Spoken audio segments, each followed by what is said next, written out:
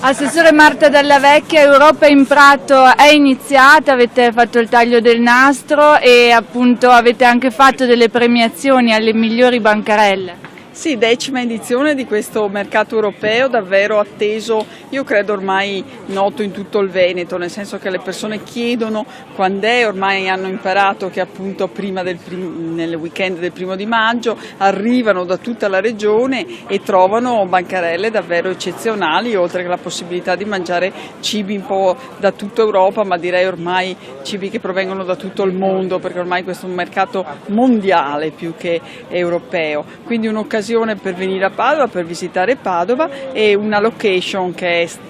credo unica, davvero unica questa di Prato della Valle. E poi devo dire che anche il tempo sta aiutando, perché erano previsti 4 giorni di pioggia, invece oggi ci regalano questo sole splendido, a parte che ho visto che la pioggia non spaventa nessuno, ieri sera qui era pieno di gente malgrado qualche goccia di pioggia, insomma davvero un mercato che la gente vuol vedere, vuol partecipare, vuole arrivare, un'altra delle tanti eventi che Padova offre come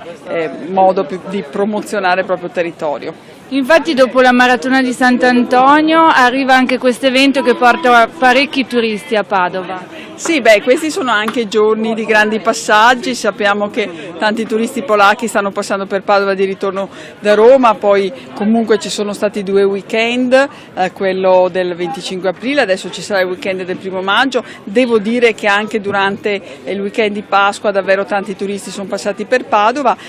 con la voglia di visitare la città, tanto è vero che abbiamo tenuto aperti tutti i nostri musei, sono aperti anche il 1° maggio, aperta la mostra di Renzo Piano che sta registrando davvero numeri importanti, insomma Padova è una capitale davvero della cultura e una città d'arte di primo piano che molti italiani e molti stranieri scelgono come meta per i loro weekend e ne siamo contenti.